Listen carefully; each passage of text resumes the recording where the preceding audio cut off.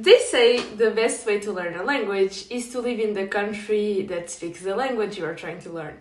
But if you ask yourself, is that really true? Let me tell you that it is, because I know, because it worked for me. Because when I moved to France, I had zero French skills, I couldn't even say bonjour to save my life. And spoiler alert, it wasn't easy, but it was worth it. So, how did I do it? Let me break it down to you. When I arrived in France, I knew almost no French. Sure, I had studied a little bit in school, but trust me, that didn't prepare me for real life. If you are Portuguese, you know that the French we study at school, it's almost 100% of the time useless, and we end up studying it for 3 years, we don't understand anything, and after studying it, we just forget everything. I couldn't even say ça va to save my life if I needed to, and I can tell you that I tried. That is why living in France was a game changer for my language learning. For starters, you can't avoid the language because you are in a country that only speaks that language. It's everywhere. It's in grocery shopping, ordering a cafe, asking for directions. All of a sudden, French wasn't just something that I needed to study. It was something that I had to use if I wanted to survive in that environment. So, of course, it is true, at first it was very, very awkward.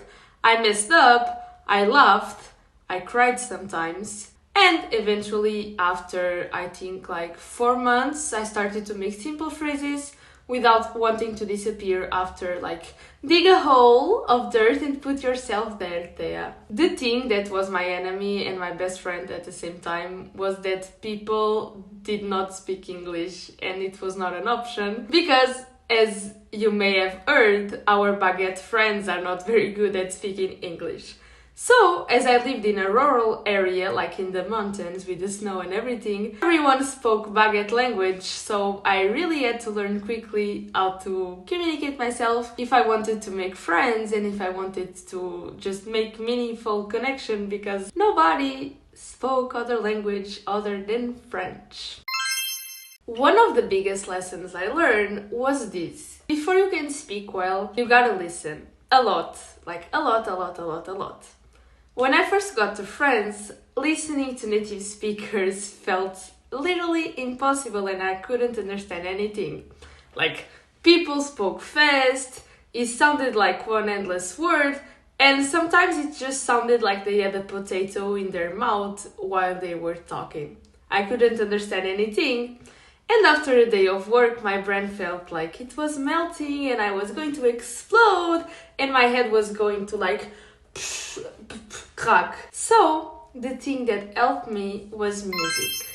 Because you can listen to people talking and audiobooks and podcasts and everything you want, but music is fun. Music speaks to your soul. So, I would listen to a lot of French music. I would find songs in Spotify or YouTube. And if I like them, I look up the lyrics and play it on repeat until I could sing along and understand everything that the person that was singing was saying. Ute, papa, ute, papa, ute. So, over time, this can help you with any language, and over time, this helped me in real conversations. And I started like understanding and feeling good about myself and my life, and I stopped crying about my French mistakes. Music is easy, you can just listen, you know when you can listen to music, cooking, exercising, showering, crying. Basically music, it will feel like a shitting hack, and I really recommend you to listen to French music if you want to improve like your speaking, or to listen to any language music if you want to improve your speaking and your listening and everything, because it will help you very much. Now, let's talk about speaking, because honestly, this is where most people, including me, of course, I'm most people, get stuck.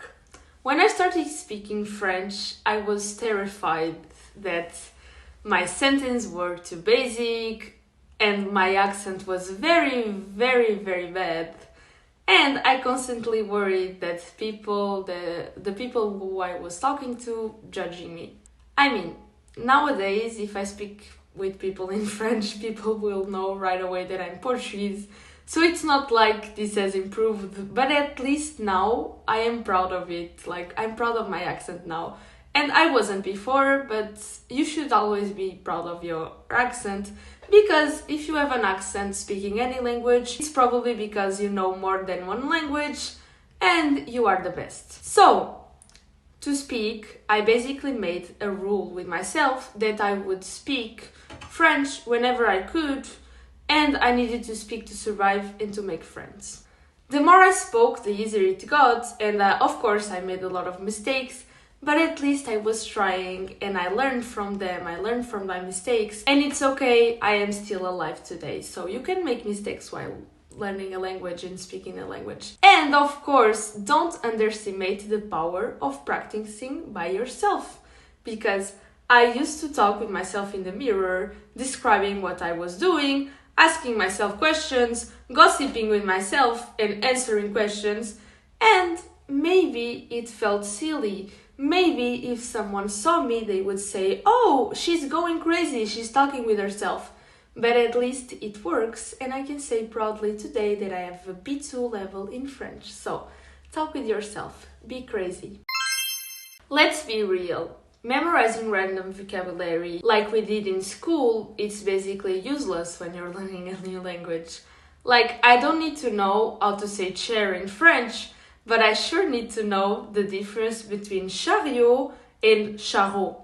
They are not the same thing. If you know, you know. So, instead of starting learning vocabulary with random lists like pomme de terre, banane, tomate, le fruit, I started to learn it in real life situations. If I went to the grocery store, I would learn the things there. I would learn what I needed to say, to ask for fruits, for vegetables, for meat. I would learn how to talk to the cashier and to ask for things that I needed. And at restaurants, I learned how to order food and ask about ingredients, how to compliment the server about the food, and how to talk in general. This way, the vocabulary I learned was useful and easy to remember because, of course, I was actually using it, and when you need something, of course, your brain will remember it. If you don't need it, you won't remember it. It also helps to have a notebook and writing the new words that you learn every day, and you write them before going to bed, and like this you will remember them better. Surprise, surprise! Learning a language isn't just about grammar and vocabulary.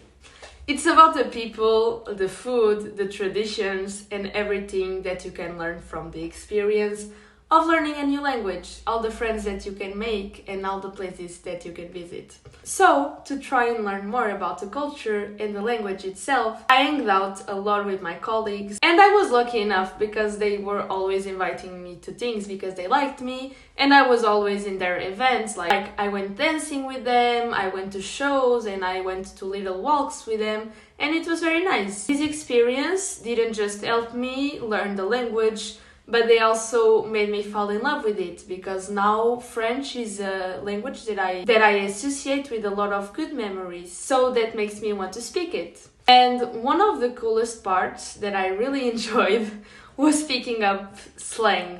Mais laisse tomber, frérot! On va bouffer? Wesh!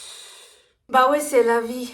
If you like this video, you might want to consider watching this one, where I teach you how to learn languages fast with ChatGPT. Bye!